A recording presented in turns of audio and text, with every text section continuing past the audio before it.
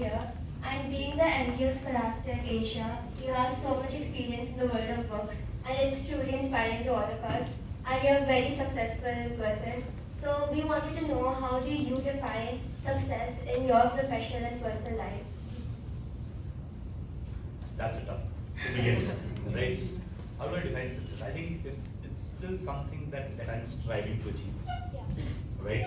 So I think success is when you are you feel what you're doing is making an impact, whether in your personal life or in your professional life, right? And I think that's the measure of success. And the day we are able to achieve that, and it's also something that, you know, post gets changing, right? So when you reach a particular point, then the definition of success changes, right? And it's exactly the same. When I was a child sitting in a room like all of you are, my definition of success was very different. Yeah. As you reach that point, the definition or that goalpost changes, right? And to me, I hope there is never a day when I feel the goalpost is not changed. That would be successful. Thank you so much for the answer. That was very interesting. Because, to me personally, I always thought success was measured by your achievements, right? But it's very interesting to see like new perspectives and how like success means you have to constantly change, adapt, and improve. So thank you, sir. So I always had this curiosity. What sparked your interest in the publishing industry, first of all? What sparked my interest? Actually, honestly speaking, I came into publishing world as a necessity to move back from Mumbai to Delhi. Right? So I was working for this organization which moved me to Mumbai back in 2002. And a lot of people might not know, I am a finance professional, right? So at that point of time, I had no clue what publishing could have as a future for me, right? So I was in Mumbai for 6 months, and I was desperately wanting to get back to Delhi because my father was not keeping me, right? Scholastic was the first job that came my way which could take me back to Delhi. So my only reason of joining Scholastic 22 years back was it was taking me back to Delhi, and it was in the finance function, right? It just happened that, you know, once I joined Scholastic, over a period of time, I just got so much involved with the whole mission and vision of the organization, and the passion that with which the organization was set up about 104 years back, that rubbed on to me, and that changed the course of my life. Yeah. And I always say, the very few blessed people, I am one of them, whose path gets changed by the organization that they work for, and to an extent that they had never thought of. So I had never thought, right? And that's how I landed up in publishing. I today use it as a thing that, you know, I was running away from a printing business. I ended up in publishing, right? Because my father was into printing business, right? So destiny, right? Thank you so much, sir. Your honesty is truly inspirational, I must say. And here is my honest question to you. It is, could you share a bit about your personal journey in the world of publishing? So my personal journey has been, it's the steepest curve that anybody can think of, right? Like I mentioned that I was a finance guy. I joined Scholastic as manager in finance, worked my way through up to become the head of finance. And I still remember there was a question put to me by the managing director then, who asked me, that was the time when I was moved to the head of finance role. He says, you seem to be in a hurry, but what would happen after this as a head of finance? What is your next step? And I had no clue at that point of time what would be my next step, right? So I said, maybe a head of finance in a larger organization in comparison to Scholastic. So that could be the way forward. I don't know. And at that point of time, I had no clue that you know, I could move into the direction that I wanted, right? So my personal journey became very interesting and, as I said, a steeper learning curve. Because with every 2 years, I kept on evolving in my role. I kept on adding different dimensions to it. right? So from a finance to finance and operations to finance and operations to part of sales. But I think the more meaning came to me when the whole mission of Scholastic kind of became my own mission, which was to promote the habit of reading, right? Yeah. I was not an avid reader when I was growing up. I am an avid reader today. To a certain extent, I have to thank Scholastic for it. My daughter is an avid reader. She's in university now. But again, I have to thank Scholastic because whatever research Scholastic did, I was privy to it. I applied it with her, and it changed her life. So, in terms of my journey in personal, I think if anybody had asked me this question 10 years back, I would have not been able to articulate where I would be today. Right? And I've enjoyed it thoroughly because it still doesn't seem that I'm in the same job for 22 years. Because every 2 years my profile got changed, my thought process got changed, my engagement got changed. The people I interact with got changed, the industry relations got changed. So everything kept on evolving, and that's what kept me going. And I hope every 2 years I'm able to say the same. Yes, sir. Thank you so much. Very good.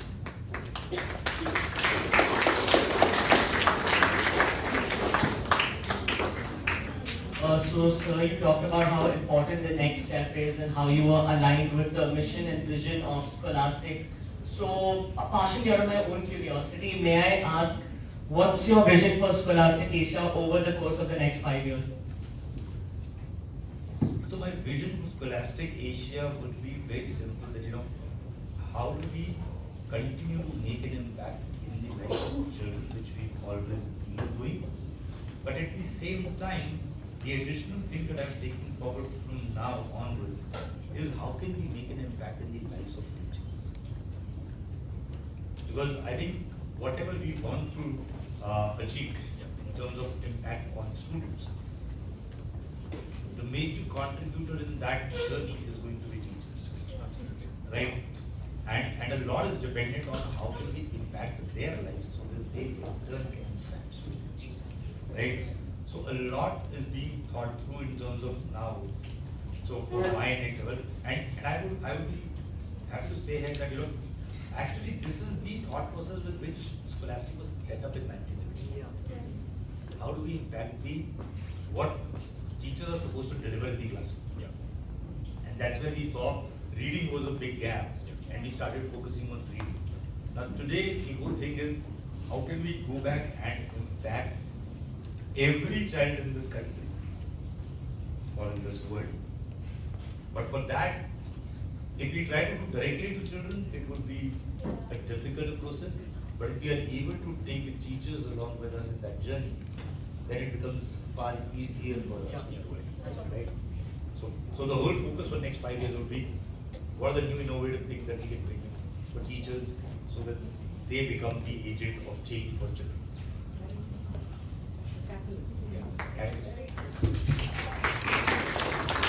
That's wonderful. That's a completely new perspective on reading. And you talked about the impact of reading on students and how teachers play a huge role. And you see that now there's a huge impact because of social media and gaming. The number of people who actually read has decreased a lot. So what advice do you give to parents to encourage their own children to start reading more? That's a question that's very close to my heart. So I would divide that up and say that there are some advice that I would want to give parents. There's some advice that I would want to give to the teachers and the principals of the school in my limited way. I'm not keen on that side of the world, but I will still make an attempt to do that. And all of these things that I'm going to talk about come out of the research that's collected. So it's all deep research. So my first advice to the parents would be to read aloud to your children. That's the most important step in the journey of your child. And when do you start doing the read aloud? The read aloud, as they say, should start as the child is in the womb. And anything later than that is a little later, right? Indian mythology actually taught us. We did not pay heed to it, so now we go to the research. So if Abhimanyu learned how to get into the Chakravyuh, it was because he heard that. Right? So read alouds is very, very important. Second thing is be the reading role model. And how do you do that? You don't have to do anything about it. You should be seen with a book. Right? The research again says we want our children to do what we say. There is high probability they will not. But what would they do is what they see us do. If they see us with a book, they will read. If they see that the book is important in our lives, it will be important in their lives. Be involved in the reading journey. I think, and I will tell you, I'll be very honest here, I have done all of these things. Be involved in the reading journey. Don't leave read alouds when they become independent readers, because what we miss out on is the read alouds are the special time or special bond between the parent and the child. They don't want it to go away when they become independent. Last but not the least for the parents is let the child pick up the book on their own. Don't try to tell them what to do. Right? Some of these advices that I've given, and those would be very similar for the teachers too. If you want your children to be reading, you should be seeing the book yourself. Right? You should be talking about books. Bring that culture of talking about books within the school. Now the impact that a parent has on the life of the child, only one person who's got a greater impact than a parent is a teacher. If any time, despite being an involved father, if any time there was a difference of opinion between me and the teacher, who won? It was the teacher. So you guys have a huge impact on the life of students. So they should see you. For principals, when I walked into principal's room, and unfortunately, most of the principal's room do not have books. You have it, I know, right? So have books in your room so that children see that these are important. Mostly what I see in the principal's offices, anybody wants to guess, what do I see? Graded. Trophies. So what are you giving as a message that trophy is more important than right? So you have to lead by example, you have to read books yourself, you have to talk about books, you have to, and last but not least, look, two things for teachers here. One, allow the freedom of picking up the books to the child. Don't, as I said that for the parents, same for the teachers, don't tell them what to read and let them pick up a book to read, right? Second advice for the teachers, and that's more for the librarians. If you still have a board called Silence Please in the library, remove it. Make it a fun, engaging place for children. Children will come to books thinking that they are fun. Don't make it not so much fun. Yes. Right? I end up by saying that, I always say, whether you're a parent, you are a teacher, you are a principal, you are a senior student as a role model for a junior student. Remember one thing, what is important? A child reading or a child reading what you want? If your answer is second, keep working on this question till the answer comes first. Yeah. Once you put them on the path of reading, they will read anything that you want. So I have a question, sorry. Please. So if the child is reading independently, as a parent, should we still be allowed to them when they are say between their teenage years, etc.? I would also Very important, very, very important. Why? As I said, it's the special time and it's a bond. Yeah. Don't let that bond go away, don't let that special time go away. I learned it the hard way. So I got two kids. My daughter is now 19, going to turn 19. My son is 15, right? So when I started reading aloud to my daughter very early, first child gets all the privileges, whatever you want to experiment with them, right? Exactly. With my son, I started reading aloud to him. So with my daughter, the journey started at 9th month level. With my son, the journey started at a 3-year level, right? So that was a difference, and that does happen, right? Now, when I started reading aloud to my son, my daughter was an independent thinker, right? So I used to tell her that, look, this book is meant for your brother. You go and read your book, and she never liked it. And then when I saw the research, kids from 6 to 14 age group, which is primarily when they become independent readers, they want to read aloud to continue. We as parents miss that out. Also, while you raise this point, another point to remember is rereading. I know. Rereading a book is not a bad thing. Nah, never a bad idea. You learn something new. You learn something new, it gives you a different perspective, but it's also that engagement that brings it, right? There was one rebus reader with my daughter. I would have read that 100 times. And even as a child, when you're doing read aloud to your child, let them pick up the book that they want you to read. And they will, very often they'll pick up the same book. Still read it. It's sort of Again. gives them comfort also, sir. Because if they've read that book, they know the ending, they know Yeah, the and that's where it becomes an involved journey for them, right? And as you rightly mentioned, every time there's a newer perspective. So I say it because there's a book everybody should try and read it. It's called The Little Prince. I've read it when I was in college. I've read it when I started working. I read it recently.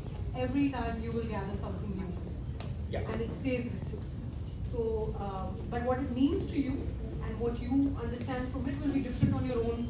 This is your own Based on exposure. where you are in your journey, right? Yeah, like there you are, your own maturity. Yes. It's a beautiful book. Every single time it resonates differently. And to be very honest, that's true for every book. No, even a simple book like My Experiments with Truth. Yeah. Yeah. Don't take any other book. When you read, the truth is different. Again, the truth is different. And you're Again, the excited truth is truth. Right? Look, my favorite book is Fountainhead. okay, Right? And every time it Children, we will also talk about your favorite books also, so keep questions ready. Don't get restless. So it all is dependent on your own journey. The message that you get out of that book is based on your own journey, right? I find it really interesting as well. Like you mentioned about how, as a child, our parents wanted me to study. Like me personally, I was always grown up having like a full bookshelf full of books, and my dad consistently telling me, you know, you don't need to read this particular type of book, but at least read one book every month. And I think that's a great habit. I think every child should follow. But another thing I want to raise is in our school we have many young writers, including ourselves. And there's a lot of times, you know, we have mental blocks. We don't know what to write after that point. So, with your years of experience in the publishing industry, what techniques do you recommend to spark creativity in like our fellow young writers? Look, I would say the journey of writing begins with the journey of reading before, right? Yeah. So it kind of leads into the writing. Exactly. Right? So that's one part of it. Yeah. Second thing is that, you know, the inspiration, again, I'm not a writer myself, right? So I can't experience a writer's block, right? But I have different kind of blocks when I'm doing a presentation. I have to get into a block, right? Yeah. So I can kind of relate to it, but I'm not very familiar with the writer's block. Yeah. But the point remains that, you know, what happens is that sometimes we ourselves are not very clear in terms of the fact that, you know, inspiration is all around us, right? And as a writer, especially as a writer, because I deal with a lot of writers, I feel they're looking for the creativity and inspiration at a particular place, right? And what they miss out on is, you could be traveling in a Mumbai train and you could get inspiration from something. Absolutely. Right? I get a lot of inspiration from my routine stuff, then from the places I'm looking for. Right? And I'll be very honest with you, and that's why I use my presentations as a thing, because I am not a writer. My presentations are always carrying inspiration from, it can be from any place, right? It could be from a cricket match that I had watched. Yeah. It could be from a soap opera that I saw. It could be from an OTT series that I'm picking up. Or It could just come from a random conversation with my kids. Yeah. Right? So to me, to avoid these blocks or to bring spark and creativity, be very open in your mind that creativity could be sitting in this room. Yeah, exactly. Yeah. It could be in that question that a child asks. So it is everywhere. Don't go searching for that creativity in some corner. Yeah. Or now I need to be in my zone to get out of there. Yeah. Right? Maybe it works for them, but maybe there are better ways of working. Yeah, that's true. I don't know. Right? Makes sense. Thank you so much, sir. I remember you mentioned, like, just a few, like, I mean, answers back, you mentioned that your daughter was a very avid reader. I must say, I totally understand. I myself love to read books. And honestly, when I was younger, I wasn't too much into it because I didn't find books which interested me. But now, the books that I know, they interest me a lot. So, my next question to you would be that in your experiences, what types of stories resonate most with young readers? So again, I will always, because I have to always bounce back to the research, right? So our research points out, and that's, we've done these research in various different countries. The top 4 or 5 things remain just the same. It's only the percentage of children opting for it which changes, right? So for middle grade readers, the top thing that they're looking for books in the books is humor, Yeah. right?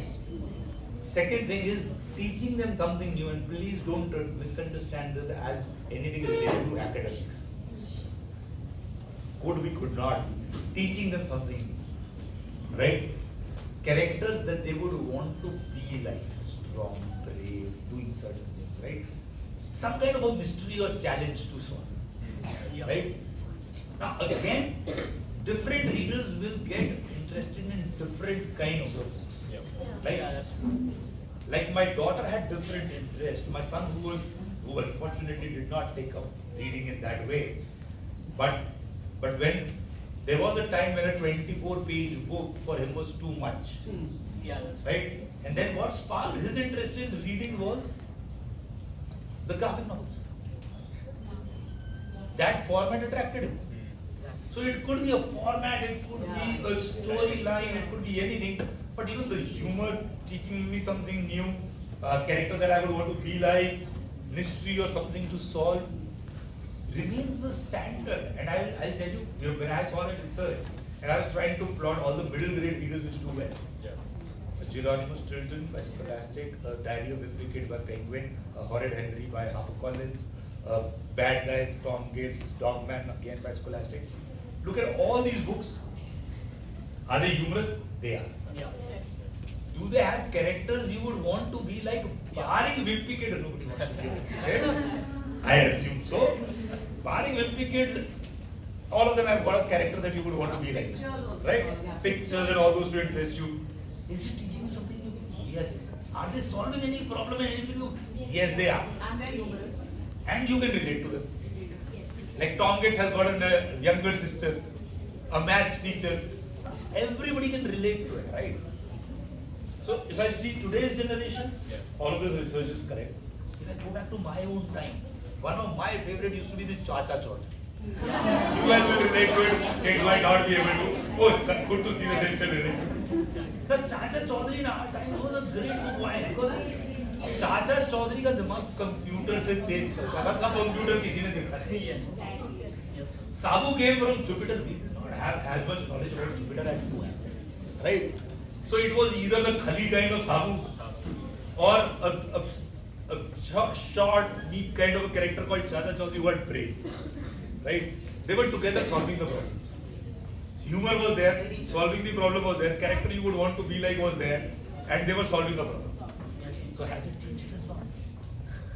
Right? So eventually what happens is that that's the recipe. But having said that, every child will have a different interest, every child will get attracted to a different kind of a book.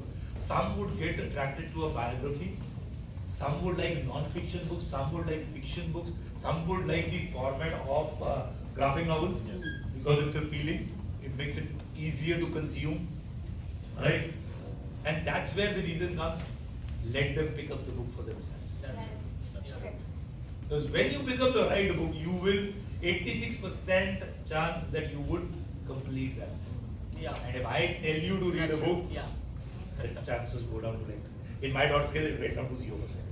But anytime that I wanted to push a book, this is Scholastic new book, why don't you read it? Yeah, I have 3 books before this, I will look at it. Now those 3 books are over, now I have 4 more books, I will look after We it. can That was a very clear thing that she's not going to read. The Right? ones we pay them, they'll definitely not read. Yeah. So, book is so and let's be very honest. What do we consume? Whether it is books, OTT, movies, sports, we consume what we like. Right? Then why are children anything different? They'll consume what they like. Right? So give them that. Yeah. Thank you, sir. So thank you, sir, for that input. As you mentioned in your demographics, even I was once like that. I also used to like those books in my childhood. But as you also mentioned correctly, like in the olden times, people used to read Chacha Chaudhary and all those books, which is really interesting. But when you see the younger generation and how they are a target demographic, a very impressionable audience, how important would you say is the diversity and representation of our culture in those books? Because that's something that would affect them for a really long time if they like the book. Definitely. I think you raised a very important topic. Diversity is very, very important. It's important for children to see that, how diverse it can be. Yeah.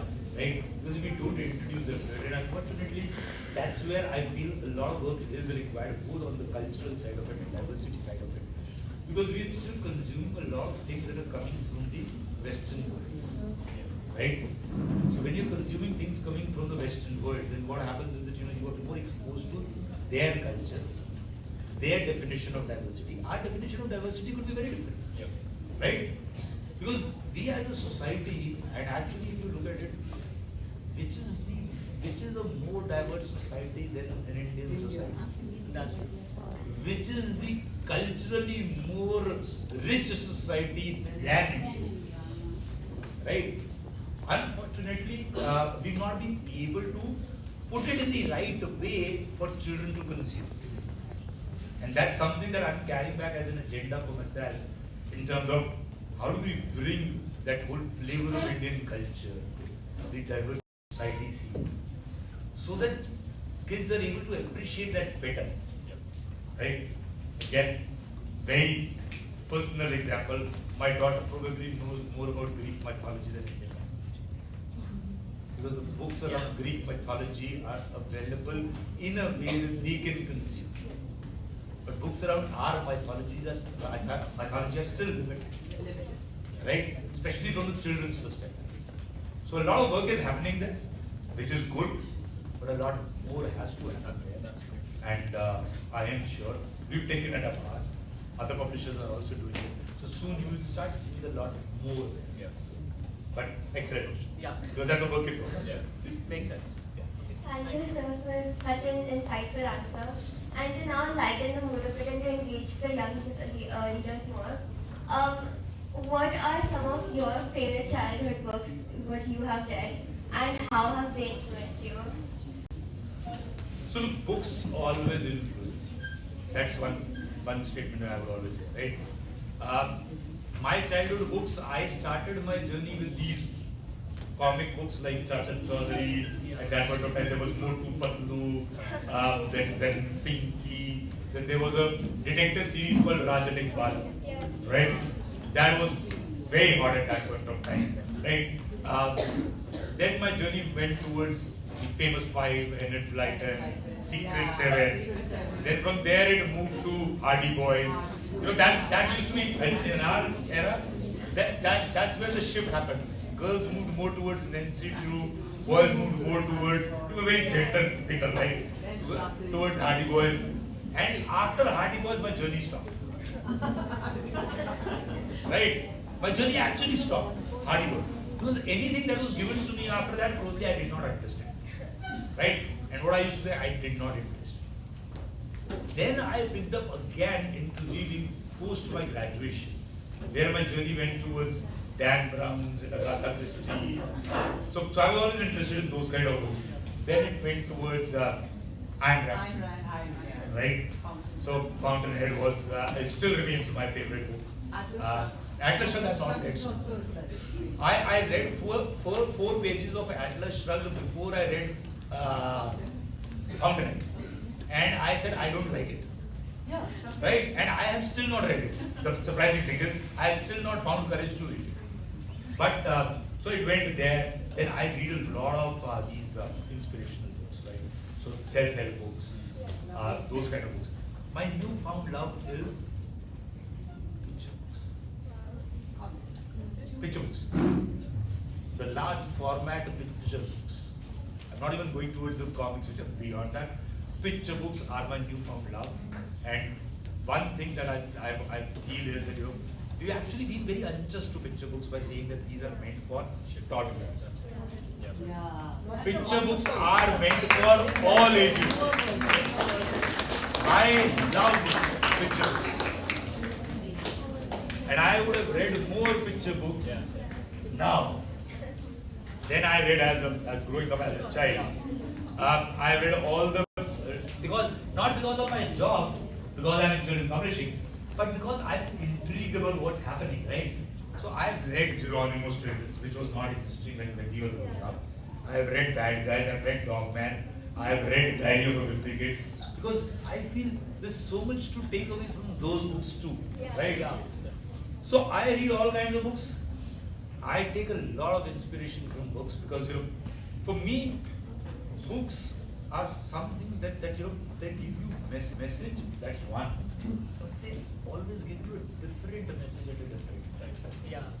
So the same book, like, Yeah. as I said, my favorite is Fountainhead. Yeah. I would have read it maybe 6, 7, 8 times. Yeah. Every time I get a very different perspective. It is all dependent on my own journey. Yes. Where I am in my journey. Right? And now all the people who have read it know it. Anybody who likes it, they feel they are power to all. They are there to change the world. Right? So that's what even I feel.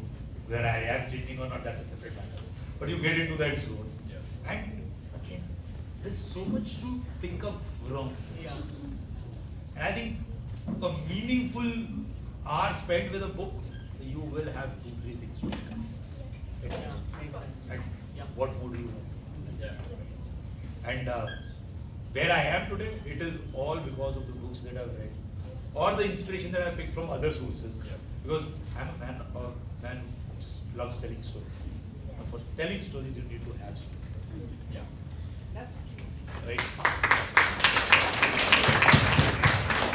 I really liked your point about picture books because I always feel there's like a huge stigma against picture books, right? Like after you reach a certain age, like, you know, it's very immature to read picture books. Yeah, if for you you. see the picture book today, Yeah. you will look at it.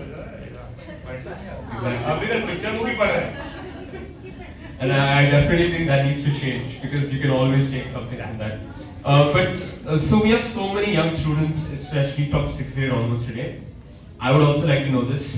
What is one piece of advice you would like to offer to everyone here today?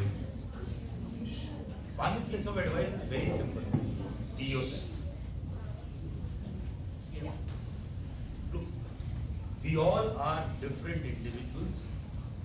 If I try to become what you are, I cannot. So be yourself, find your passion, and stick to your passion. It's not an easy thing. It sounds very easy. Your passion will keep on changing. My passion was numbers at one point of time. Finance guy, right? I could build up a story around numbers. Today, I don't do anything related to numbers. And now I feel, what was I doing all this while with the numbers? Right?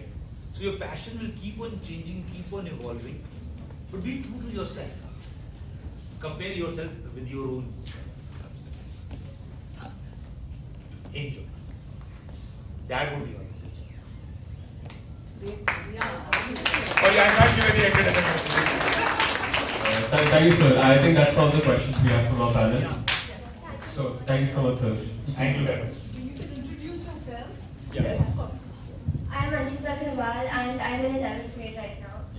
I'm Om Rajkumar. I'm in 11th grade as well. My name is Jia Saxena. I am as well in 11th grade. Sir, I'm Keshav Chhabria. I'm also in 11th. Okay, so let me tell you one thing, and they all four need a bigger round of applause. When I was there, I was asked what my school would ever have asked. Right? So that was very clear. But even if they could be there, I would have made a mess of it. You guys are amazing. So fantastic. It was an honor for me to be answering the question that Indian society sees.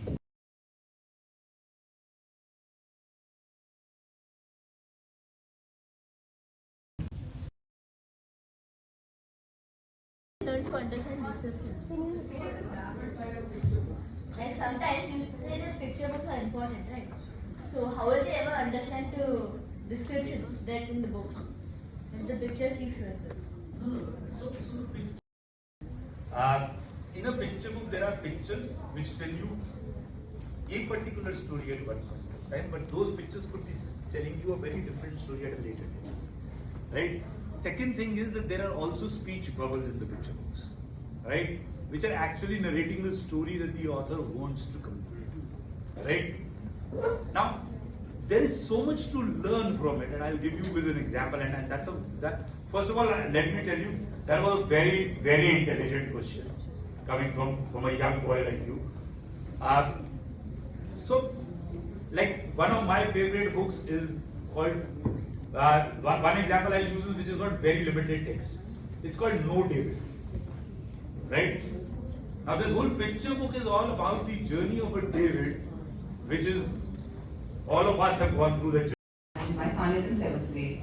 So he's about 12, and I would like to ask her that what are the kind of books I can introduce to him at this stage?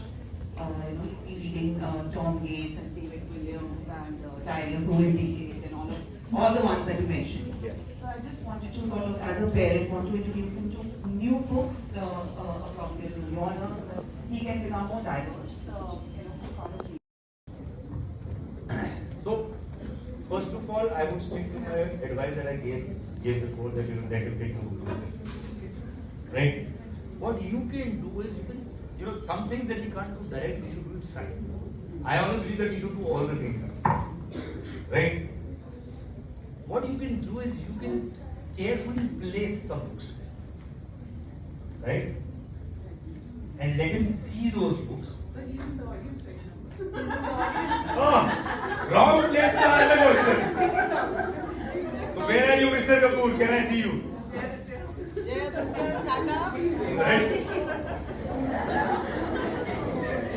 So we have to give your answer, right? And you would know the answer, but play around as if you don't know. Right? So, subtle. Right? Obviously, as I always say, that if kids become readers, they will at the right time move into different genres on their own. But where we can help is by exposing them to those different genres and not forcing them to complete. Sometimes it's always good, like I did 4 pages of Atlas Shrugged, it's good to have that 4-page litmus test. Right? If it interests you, continue. If it doesn't interest you, don't force them. Or don't say, read 4 more things, maybe they interest you. That you might take them away from it, right? What worked with my son was graphic novels. Yeah. I always thought that anything which is more than 48 pages he will not even pick up. He picked up a 200-page graphic novel, and on his own, the book that I had taken actually for my daughter to read and give me views, it was called Time Machine. He said, "Can I read this?" I said, "Okay." I've been taught that way. He let them read. And I thought it was not. That was my thing. I was wrong there. So he started reading it. He did about 70, 80 pages of it, slowly, gradually. And then one day he said, "Can I take it to school?" So, like I always say, there are days when I am in my father mode, and then there are days when I am not in my father mode. Right? So in my father mode means I will say yes or no. Right? So I told him no. And he knew there is no point. So next day he answered again, because he knows maybe I'm not a father, right? So then I asked him, why do you want to read? He says, we've got a period in the school where we can read a book of our choice. I want to take this book and read it then. That was a very legitimate answer. I said, so you're not taking it to doing a show off in the school. I'm reading this. He said, no. So he went, he took that book, he finished that book when he came. I said, it cannot happen in 1 week. I know you're reading. What is the story here? He says, in every period when the teacher gave me work, I finished my work, and when I had 5 minutes, I read this book. This is a non-reader child. But if it interests them, they will leave everything else and read. But if it doesn't interest them, we can't force. Don't push. Look, I've done your job. Actually, I've answered your mom's question, but I've done a favor to you. I would like to ask you that how do you stay informed about the interests of the young readers? The two ways, one is the research that we carry out, and second, more important than that, is by visiting school book fairs that you organize. Because that's where I go, I observe what kids are picking up, what kids are talking about, and that's what gives me insight into the whole world of kids in terms of what do they like. I engage with them in a talk. Even at a book fair, if I'm there, I'll either be talking to them about a book, or I'll be asking them questions about what do they like, because that becomes my insight into what do they want to do. Because if we have to succeed as a publishing house, we have to produce more and more of what you like, rather than what my editors like or what I like. Because consumers are here, right? So it's just by staying connected to your consumers, and that's something that is true for everybody, right? If you stay connected to your consumers, you will have valuable insights of what you need to take back, right? Yes, I'm a teacher over here, and I would like. You look like a student. Okay, I'm so confident. So my question is, what is unique about Scholastic as compared to other publications? I think there are two things which are very unique about Scholastic. Maybe a little more. But one main thing that I would say is that Scholastic, a lot of people feel that we were the world's largest children's book publishers, and that's when we started thinking about reading, right? There's actually, it was the other way around. Scholastic was an organization which was set up to help teachers delivering what they were supposed to deliver in the classroom.